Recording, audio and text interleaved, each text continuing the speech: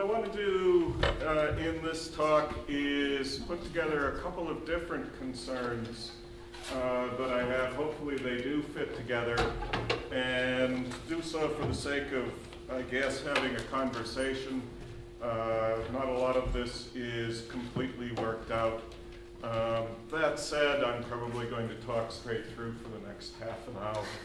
They're having called for a conversation, but that's the way these things go. What I want to talk about at first is the character of the current crisis. And I want to emphasize that in the current period, one of its distinguishing characteristics is that the global governing structures of capitalism are such that any crisis is going to be a nested crisis. That is, it's going to manifest itself at a global level, it may manifest itself at a regional level, and it's going to manifest itself at a local level, and that it would be necessary to understand the crisis at all of these levels if the crisis is to be addressed. I also think that any crisis has its roots in a deep historical dynamic having to do with the origin and working out and ultimate end of stages of capitalism, but I'm not going to talk about that so much today. What I will talk about is specifically the neoliberal stage of capitalism, or the global neoliberal stage, and its particular crisis, and how that crisis is working itself out in a European and an Irish context.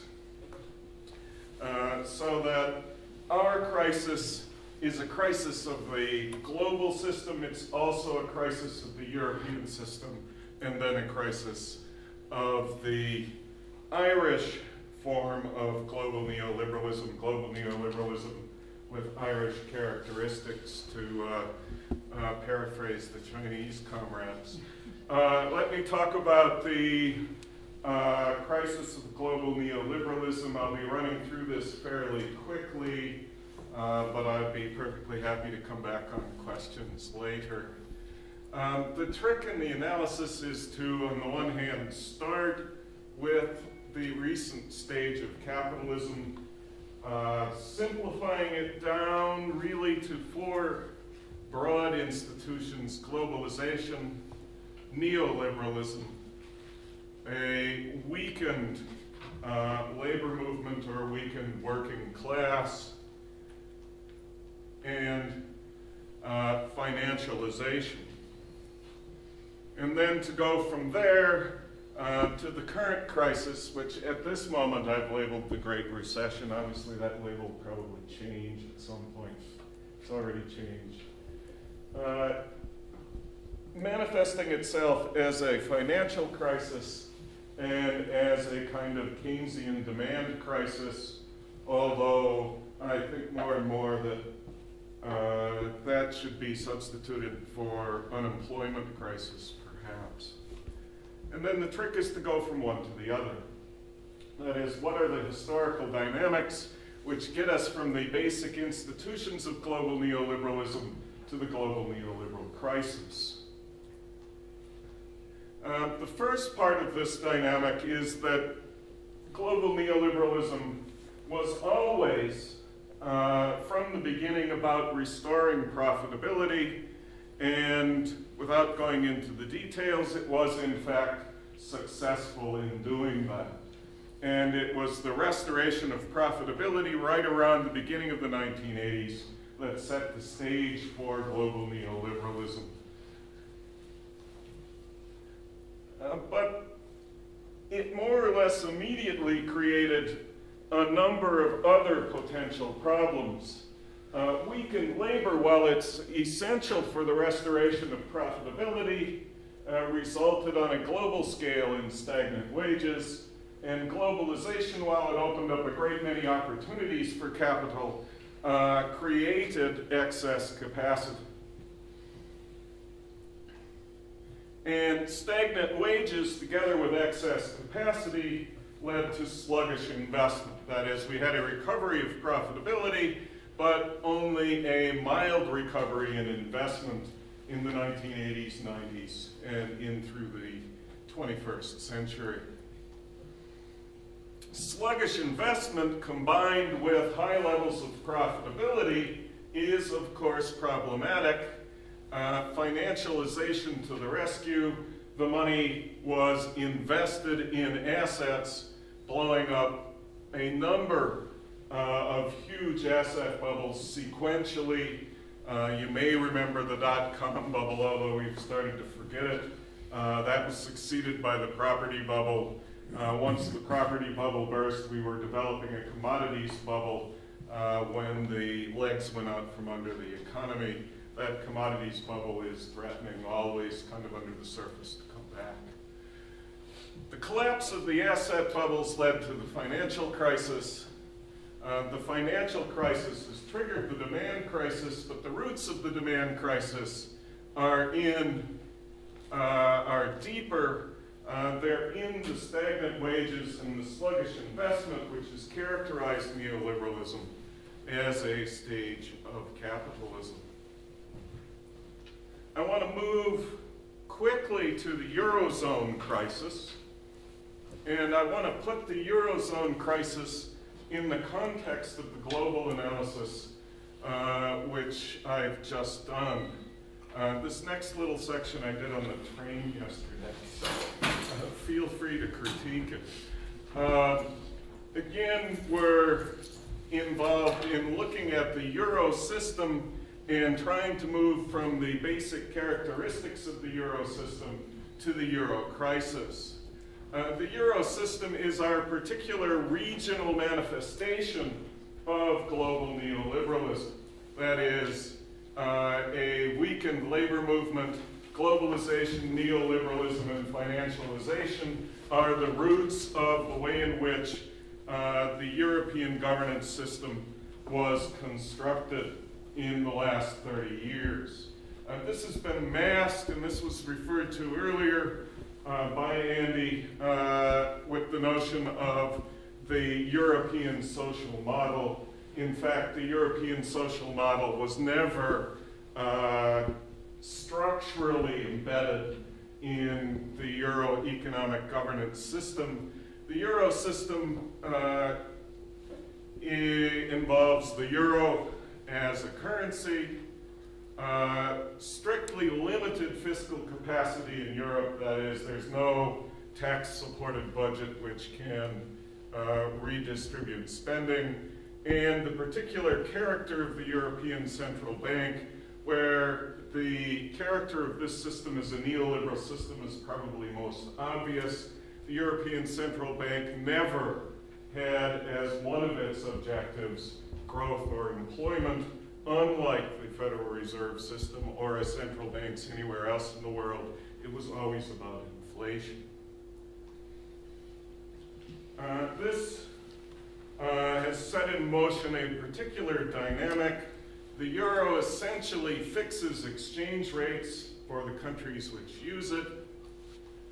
The implication of this was strong economies ran trade surpluses without overvaluing their currency in order to choke off those surpluses. Weak countries ran trade deficits, unable to devalue their currency in order to eliminate these deficits. Of course, trade surpluses and trade deficits are really two sides of the same coin. That is, you cannot have a trade surplus unless somebody else has a deficit. Similarly, you cannot have a deficit unless somebody else has a surplus. So the two things are interdependent, one on the other. Most particularly, the German surplus and the Greek deficit are, as I said, two sides of the same coin. Trade surpluses serve to increase the size of the asset bubbles in various parts of Europe, money recycled from Germany and France and the Netherlands into asset bubbles in Ireland, Spain, a couple of other places. The financial crisis coupled with the trade deficits in parts of Europe, led to an explosion of budget deficits. Budget deficits are not necessarily a crisis unless you have limited fiscal capacity to deal with them and limited monetary capacity to deal with them. Essentially, these deficits would not have been a problem. People would simply have borrowed on the international markets if they had had their own currency. Or alternately, they would have received transfers from richer regions, again, if there had been a fiscal capacity in Europe. Or alternately, the European Central Bank could have simply have monetized these deficits had it been willing to do so, or if they had their own central banks, they could have done it themselves. The Irish crisis, again embedded in the European crisis and the global crisis, a crisis of global neoliberalism, Irish style. The restored profitability in Ireland took the form of the Celtic Tiger. A weakened labor movement had a different consequence in Ireland than it did elsewhere. One consequence was social partnership. We heard about this morning in terms from Connor's presentation. We didn't have stagnant wages in Ireland, in fact, but what we did have is growing inequality, something most economists have missed. The Celtic Tiger, coupled with financialization, created our famous asset bubble in property. The asset bubble, along with globalization and neoliberalism, allowed the government to create a low tax regime, negotiated also through social partnership. Inequality in the asset bubble led to high levels of debt among the Irish population. The collapse of the asset bubble, coupled with the subsequent international crisis, led to Ireland's financial crisis.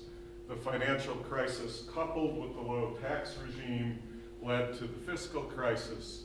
And then the fiscal crisis, the financial crisis, and the high levels of debt have led to the Irish unemployment crisis. And this has intensified as a consequence of the euro crisis. What we have here is a deep structural crisis of the global neoliberal form of capitalism. That's the conjuncture which we face. And what I want to do is talk a little bit about what is the, I suppose, proper socialist response to this conjuncture. This is the conversation part. I want to talk not about strategy, but specifically about demands. That is, what is our program? What is the programmatic response to the crisis? I think socialist demands, like that, oh, there we go, take a number of different forms. Of course, there's the demand for socialism. Then there are the demands of the socialists, which are not necessarily or not limited to demands for socialism. Defense of basic democratic rights, for instance, the extension of gender equality. These are all things which socialists would demand regardless of whether socialism was either on the agenda or whether they were particularly popular at any moment.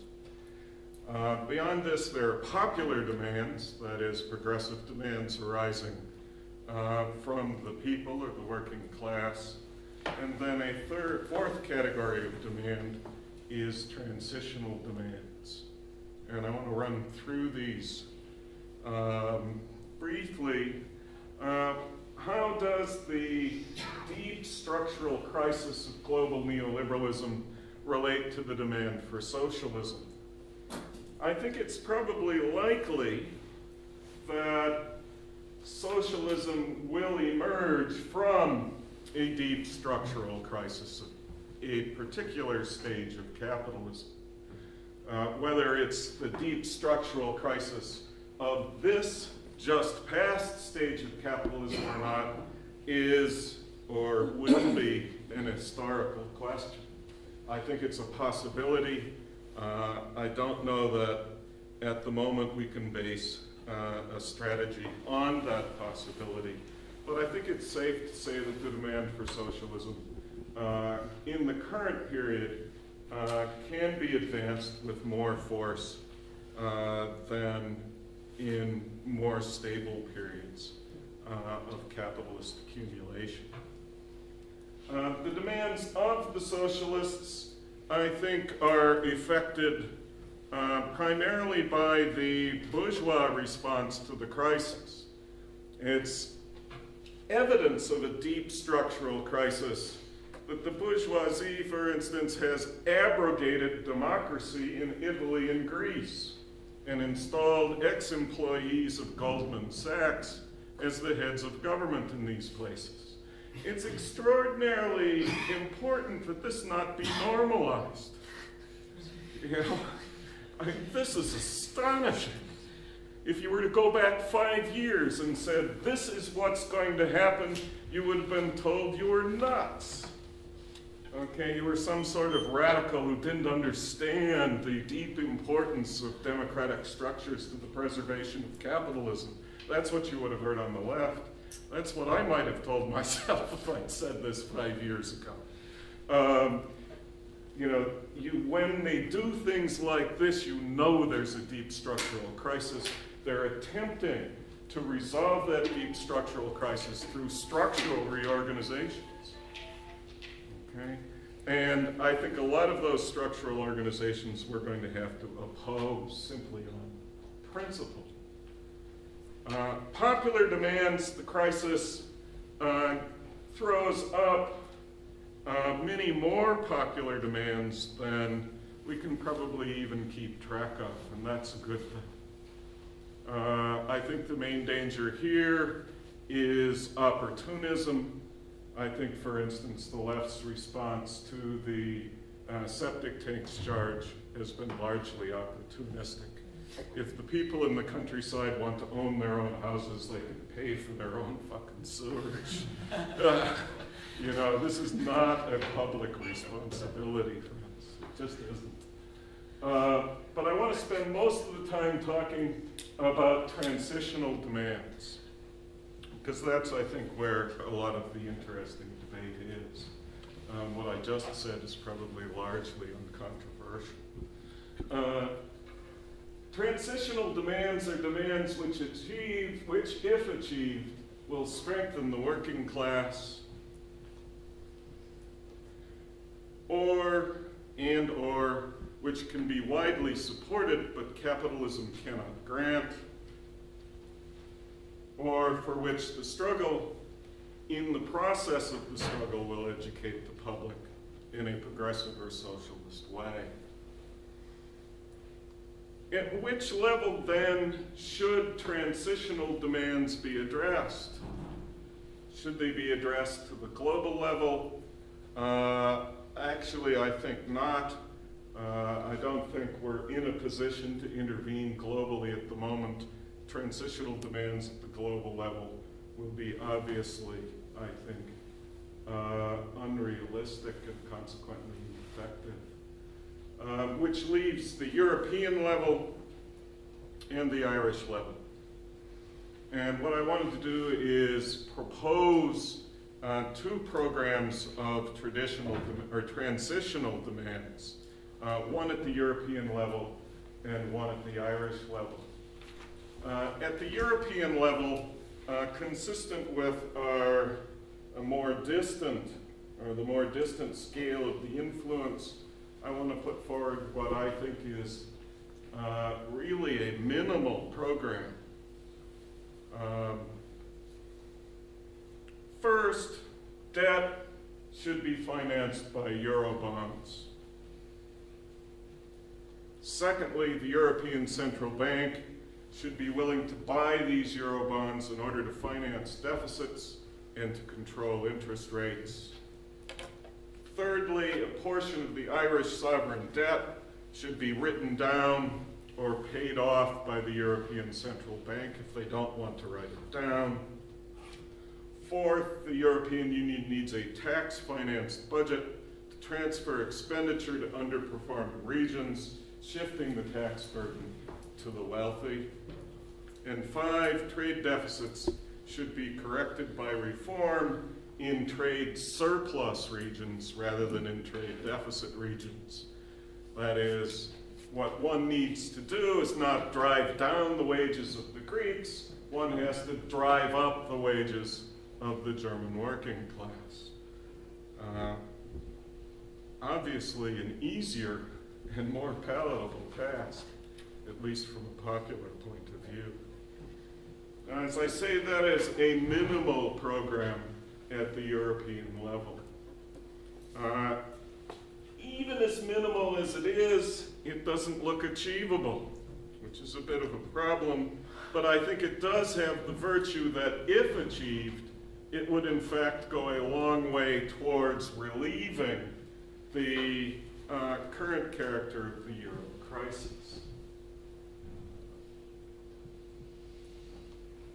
It would involve a break, however, with neoliberal ideology and an overcoming of the European democratic deficit, both of which make this, I think, a set of demands which would be transitional in character. That is, would strengthen the working class in Europe, educate the working class in the struggle,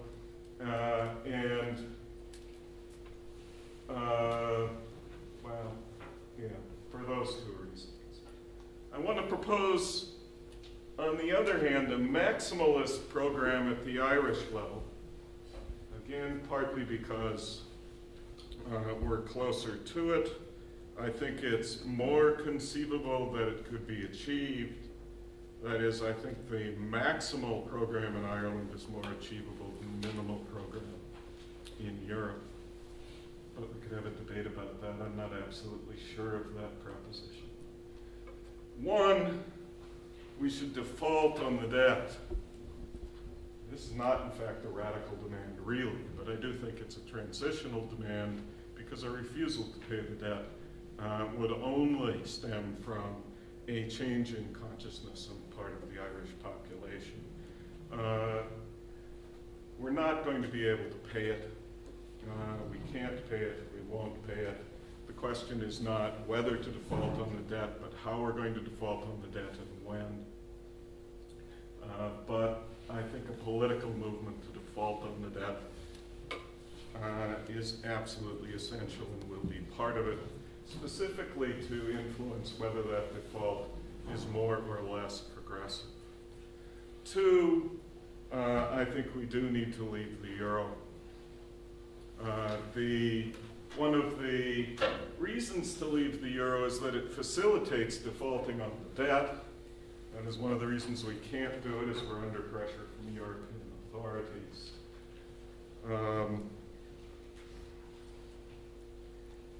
Three, we need to take banking into public ownership. That is, there's really no way out of this with private banks. In a sense, there's probably no way to leave the euro without collapsing the private banking system. People will rightly move their deposits out of the euro as the point of leaving the euro approaches. This has to be recapitalized. There's no point in recapitalizing private banking. A public banking system would be in a position to write down debt and replace the purchasing power lost by printing money, essentially. We can get into how and why that should be. But in order to accomplish it, we need to have first left the euro, we need to have defaulted on our debt, and we need to have built a public banking system. That is, all of these demands are interlinked. 5, what do you do with your own currency? You print money in order to purchase unused resources in your economy. Purchasing unused resources is not inflationary. What would be inflationary is if the state decided to compete with the private sector for the use of resources. In a situation in which at least 15% of the population is unemployed, the private sector is not competing with the state sector to employ labor. The state sector can give people jobs simply by creating money, and consequently can offer a job guarantee to any unemployed person. And 6, just for the hell of it, really, nationalize the Corrib gas field.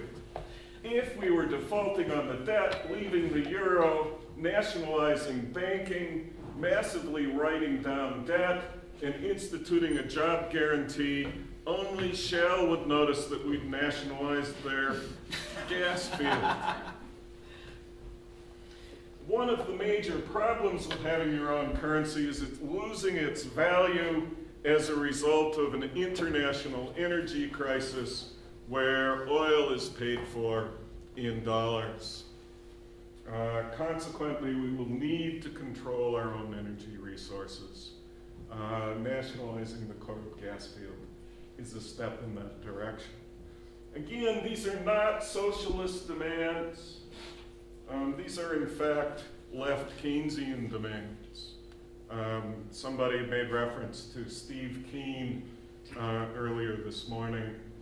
That's basically Steve Keen's position. Steve would support, from a left Keynesian perspective, proposition number 4. He'd also support defaulting on the debt, leaving the euro, nationalizing banking, and he'd probably support a job guarantee. I don't know what position he has on the Corrib gas field being Australian.